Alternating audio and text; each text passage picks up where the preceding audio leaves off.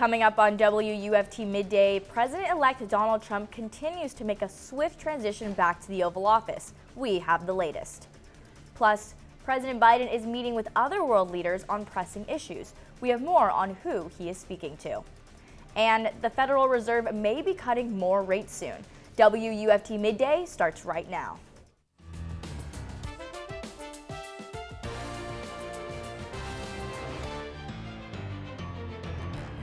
WUFT Midday. We start with President-elect Donald Trump after meeting with President Biden on Wednesday. Now, Trump continues to make his administration picks. This is WUFT Midday. I'm Nicole Borman. NBC's Bree Jackson is in Washington with the latest.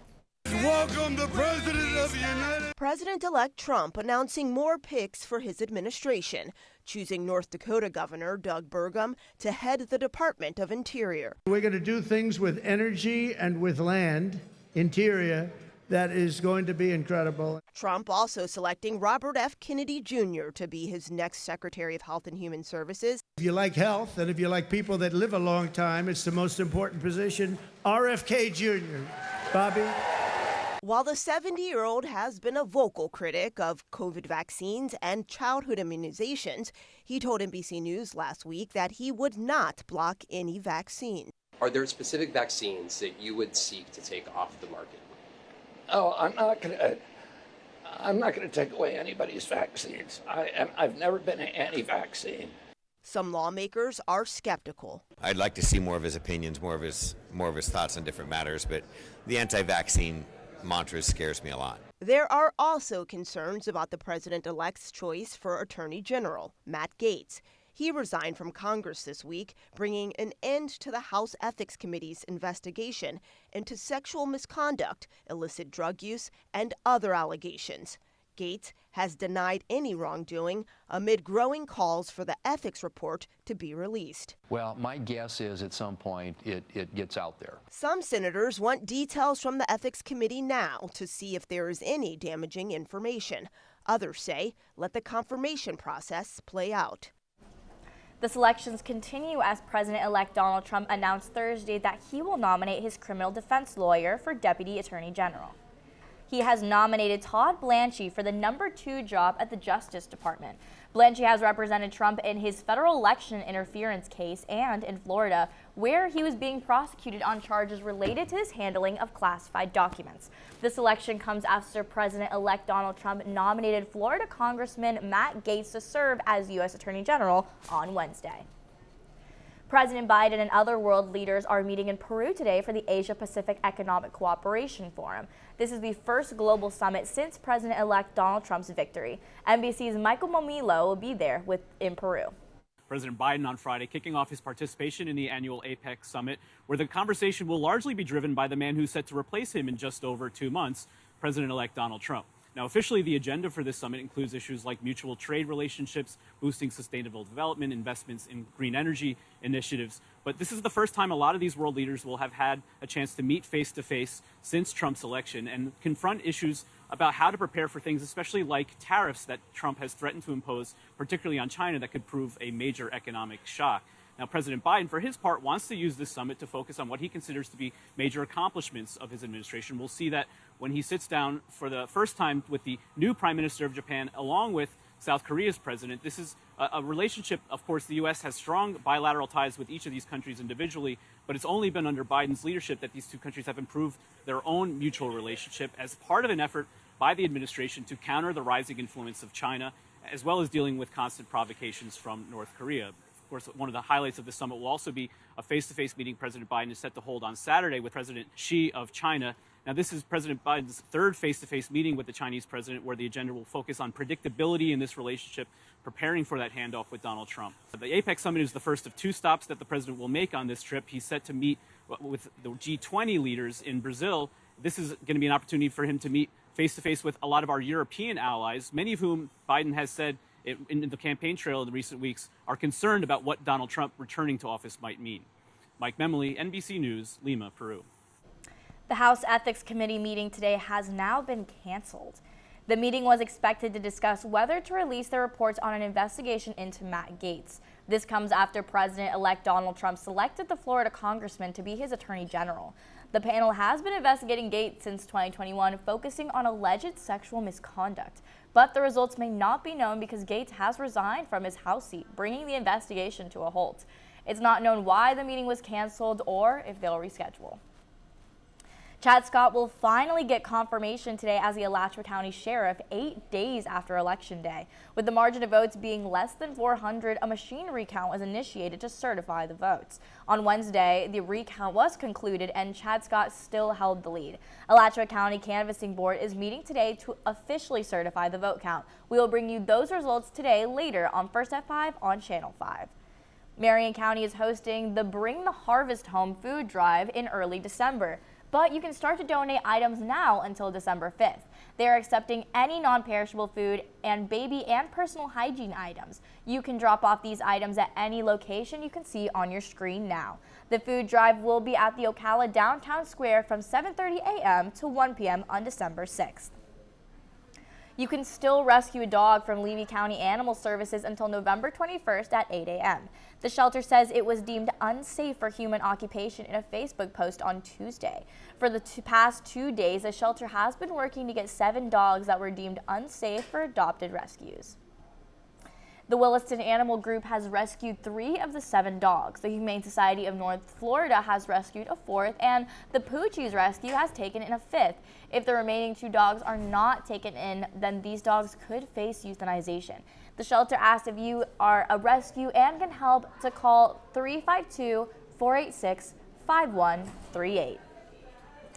Share your thoughts about the proposed improvement to the I-75 at US 441/US 441 interchange on Monday. Columbia County and FDOT are hosting a hybrid public meeting from 4:30 to 6:30 p.m., so you can join in person or online. The meeting will discuss adding turn lanes, 3 new signals at the intersection, extending storage lanes, and more. The project will span from the Ellisville mini storage to the Burger King on US 441. If you want to join online, you can register on FDOT's website by looking up Ellisville Interchange. If you're looking to go in person, you can go to Mason County Community Center. Columbia County asked you to email its county engineer, Chad Williams, with any questions. We're looking at cooler weather this weekend. The UF weather team is tracking sunny skies today, but let's take a quick live look at our traffic cam. We're looking at our traffic camera on I-75 near Paynes Prairie. We're seeing light traffic right now. Meanwhile, our weather team is still tracking Tropical Storm Sarah in the Caribbean. Here's William Maxham with more on what you can expect to see this weekend. William? Nicole here. Sarah, it's one of 2 big players in our weather that we have in the map around the region. Sarah, dumping some significant rains across Honduras, about 1.5 feet of rain so far, and it's moving very, very slowly to the west, so it's going to remain a very heavy rainmaker over the next couple days.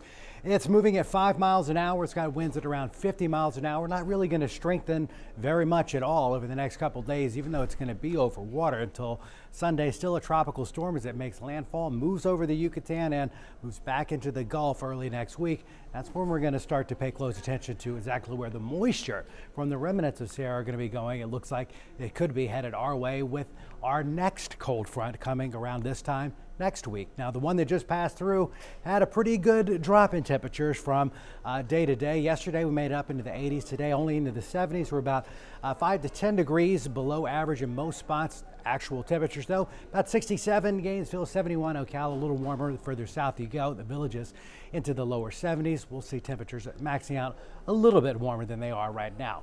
Very few clouds in the air. The air that's moving in, not just cool, it's also very dry, so that drier air, very difficult for clouds to form, and we're looking at generally sunny skies, not just today, but the next couple days as well. So temperatures will make it up into the low 70s. They're going to cool very quickly with that dry air. Much colder overnight tonight. We'll be into the 50s in many spots, and maybe even cooler than that in a few locations. More on that in a moment. 74, the expected high Gainesville. Again, no 80-degree readings on this afternoon's map. As we get into our dew point temperatures, this is the measure of moisture in the air. The lower the number, the drier the air. We've got temperatures and dew point temperatures in the 60s. Flow from the north, these numbers are going to continue to go down. In fact, we're looking at dew points only into the 50s through the weekend into next week, so it's going to feel much more fall-like, less humid, very comfortable ahead. And temperatures on Saturday, they're going to max out into the mid-70s, about 73 degrees at kickoff tomorrow at the Swamp. Very few clouds overhead through the afternoon. Perfect weather, in fact, through the weekend with the stretch of sunny days in a row. We'll see a slow rise in high temperatures back up into the 80s early next week. Then that next cold front comes in around midweek with the moisture from the remnants of Sarah. That's going to lead to showers and a big drop in temperatures next Friday. Our highs can only be into the 60s. We're going to get close to temperatures cold enough next weekend for some areas of frost. More tax rates are likely in the future, but not too soon. That's according to the Federal Reserve Chair, Jerome Powell. However, these cuts are not in a hurry. Powell says the cuts might not be much lower than over the next few months, but more tax rates are likely underway due to the economy's late set trends.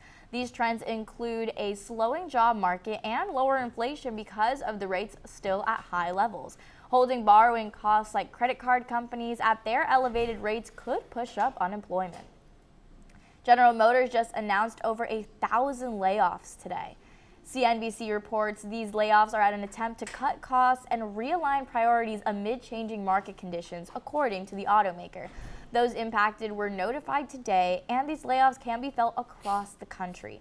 A majority of layoffs were in Detroit, and a small number of hourly employees lost their jobs. The company continues to target $2 billion in fixed cost reduction this year. Now here's something you don't hear every day, but it's becoming a troubling trend nationwide. More preschoolers are getting expelled and suspended. U.S. Department of Health and Human Services says the rate is 3 times more for preschoolers than children K through 12. NBC's Joe McCoy has more in Minneapolis. Reading time at Grace Neighborhood Nursery School in Uptown is an essential part of the day. And we've always had a very developmental, play-based approach to what we do. The preschool ran by Barb Murphy is part of the solution in turning the page on preschool expulsion and suspension rates that have educators sounding the alarm. I have been working on this study for a couple of years. At a community briefing Thursday hosted by St. David's Center, Dr. Tim Zhang with the Institute for Early Education Leadership and Innovation in Boston presented his research. Zhang found that 49% of preschool teachers said they suspended a kid in the past year. Black children account for almost 50% of public preschool suspensions, but less than 1/5 of all preschoolers. Children with disabilities are also more likely to be suspended, and boys are expelled 4.5 times more than girls. The children have to learn about the problem-solving skill in this in-classroom setting instead of just sending them home. Grace Neighborhood is doing just that. They are living in the real world, and we have to understand their world so that we can tailor our strategies to meet them where they are. Murphy says these early developmental years are foundational for lifelong success. That's why the preschool takes an individualized approach with each student. We want every child to leave here to say, I like school and I know how to do school. Now let's get over to WUFT's First at 5 anchor Alexis Vivanco with a look at what's coming up on First at 5 on Channel 5. Thanks, Nicole. And coming up on First at 5, Florida's taking a stand versus FEMA over allegations of discrimination during disaster release. Plus, we'll keep you posted on some local food drives going on in the area. And finally, how North Central Florida County is fighting a public gun health crisis. You can catch all this and more on First at 5. Thank you so much, Alexis. Before we go, one last check on the weather. It's getting really chilly right now, William. Yeah, we're going to be cold tonight. Temperatures into the 40s in many locations, but most of us going to be in the low 50s early Saturday. We'll be into the 70s, though, in the afternoon, feeling very comfortable. There's low humidity, but we'll see a slow rebound in temperatures back up into the 80s early next week. Next cold front going to be kind of supercharged with the remnants of left from Sarah. That's going to give us the potential for some heavy rain midweek and a more significant drop in temperatures next week. It's going to be actually quite chilly by the weekend. We could be into the 50s for highs by Saturday. Thank you so much, Williams. And thank you for joining us for WUFT Midday. We're back here next week for another edition. We now join Sports Team with Steve Russell live on WRUF Radio and right here on WRUF-TV Channel 6.